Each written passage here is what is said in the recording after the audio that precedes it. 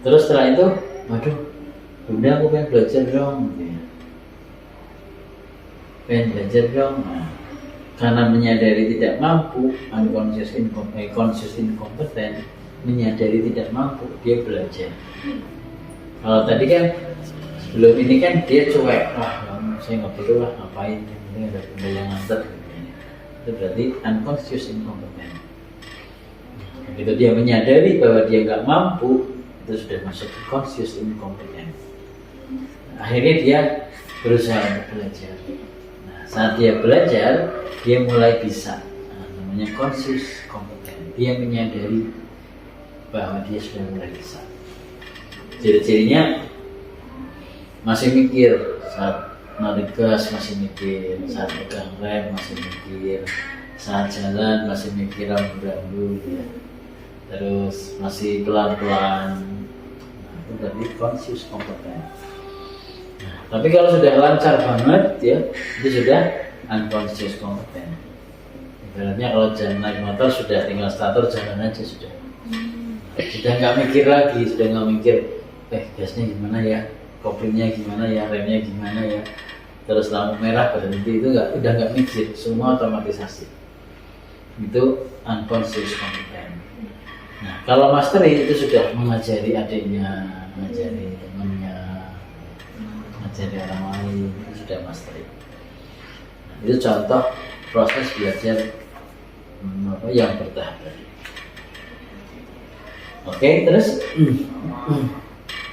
tentang ini cycle of learning, Pak.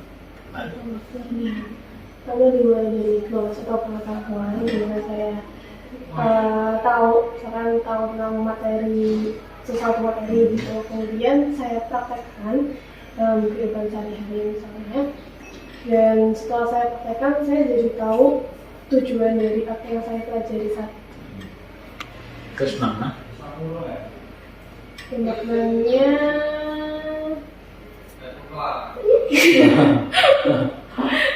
bentar, jadi maknanya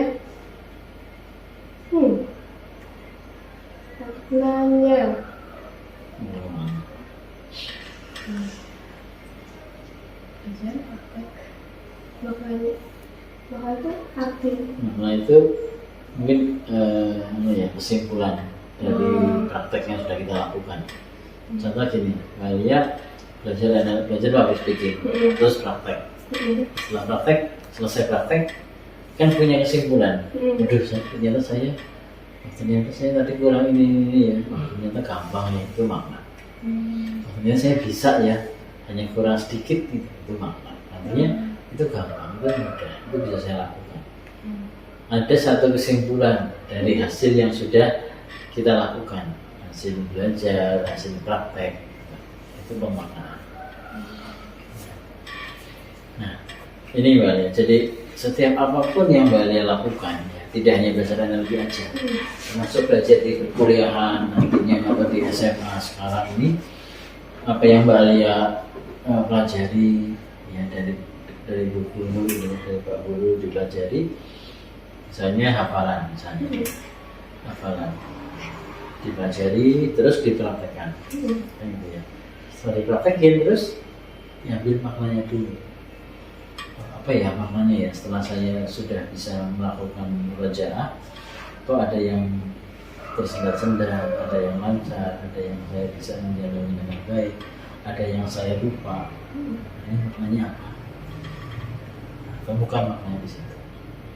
Wah, maknanya apa saya kurang fokus ya? Apa saya kurang tulus ya menghafalnya. Nah, setelah dapat makna, saya ngulang lagi belajar dengan membawa makna baru. Maka itu saya harus lebih tulus lagi, saya harus lebih ikhlas lagi, saya harus lebih kuat lagi pada saat saya menghafalkan. Ini saya hafalkan lagi, terus menghafal ya, belajar, terus saya praktekkan hafalannya. Nah, temukan maknanya. Tadi saya hafalannya meningkat apa menurun? Nah, semacam evaluasi dari praktek tadi.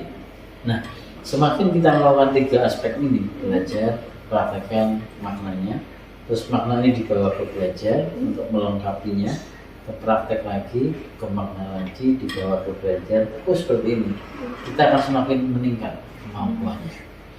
Karena selalu mengevaluasi diri. Nah, yang sering terjadi kan setelah praktek sudah besok belajar lagi, ya kan? Belajar lagi, nanti praktek selesai sudah belajar lagi. Jadi tidak pernah mengambil makna apa sih yang saya dapatkan setelah saya mempraktekkan tadi.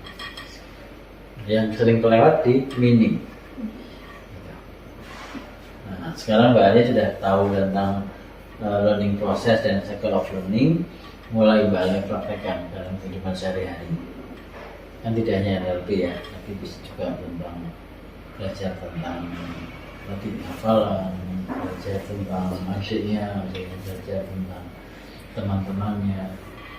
Ada punya teman misalnya kok ini tiba-tiba marahan sama Mbak Alia.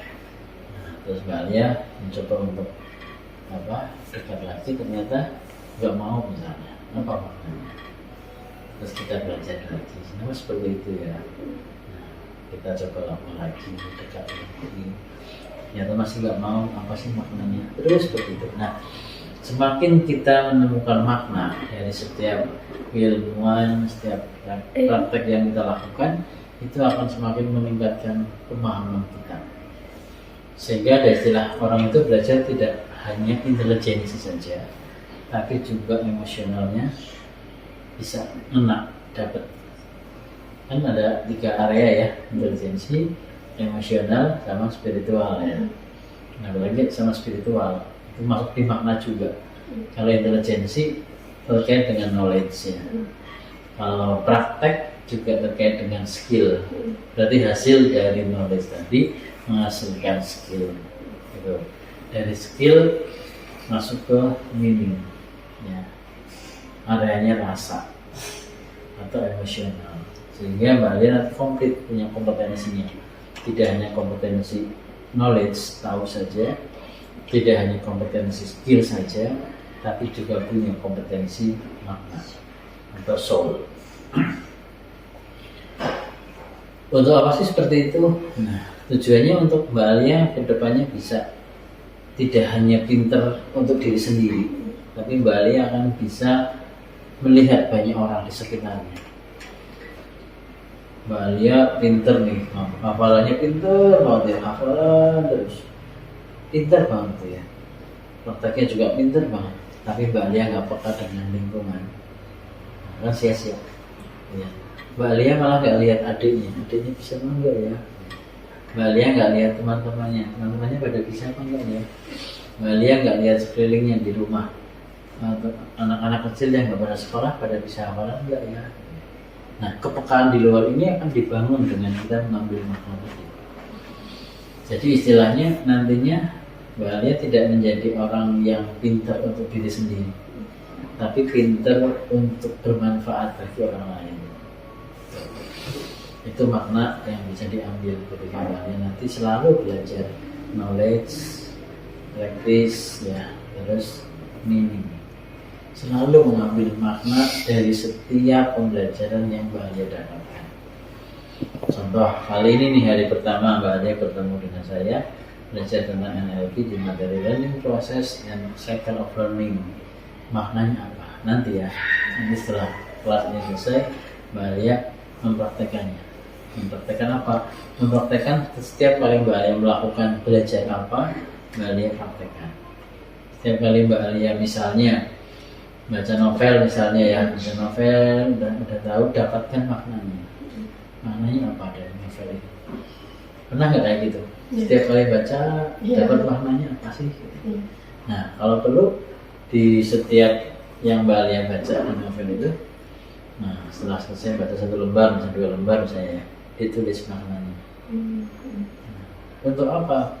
Untuk mereview dalam pikiran, Mbak Alia bisa mampu mengambil makna-makna yang terbaik. Gitu. Misalnya dalam novel itu banyak cerita tentang pertengkaran, ya, terus permusuhan dengan sahabat misalnya. Nah, dari novel itu apa sih maknanya? Keren banget novel bisa seperti ini. Ini seolah hal yang sederhana ya, simple. Ketika itu dikembangkan, dengan nanti kamu mempunyai emosional yang lebih oke dibanding teman-teman yang seumuran. Kalau yang lain hanya ngejar prestasi, dengan sudah nggak mikir itu. Prestasi sudah jelas, tinggal jalan. Tapi Mbak Alia sudah mengejar hal yang lebih kebermanfaatannya untuk orang lain. Karena yang dicari Mbak Alia adalah maknanya.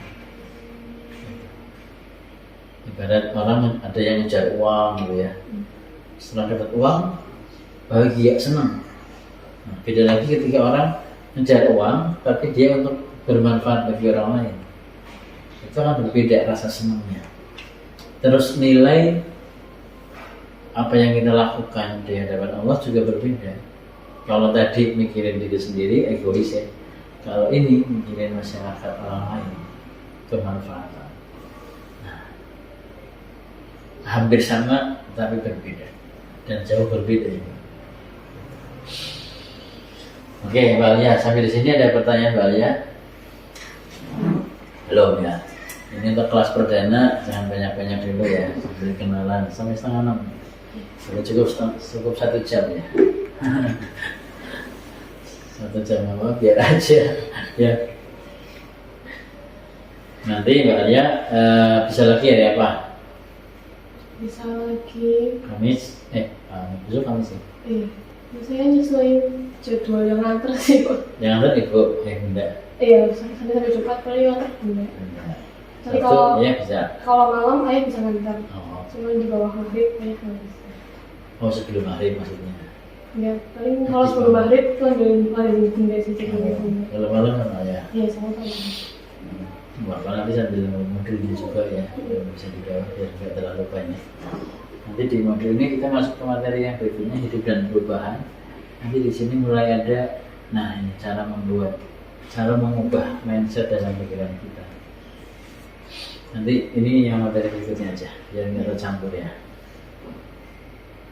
Nanti ini cara mengubah pikiran. Ketika kadang-kadang kita mikirnya negatifnya, nah bagaimana cara kita mengubah positifnya? Kadang-kadang disuruh mengerjakan ini susah gitu ya. Nah, gimana cara mengubahnya jadi mudah? Oke ya, itu ya untuk pertemuan pertama, biar Mbak Alia kenalan dulu ya. Jadinya udah familiar dengan lingkungan di sini. Sudah ketemu saya, baru pernah ketemu saya ya. Kan butuh trust. Besok ketemu lagi udah beda lagi, udah lebih nyaman lagi, udah lebih enjoy lagi ya. Gitu. Kita cukup demikian. Terima kasih. Assalamualaikum warahmatullahi wabarakatuh.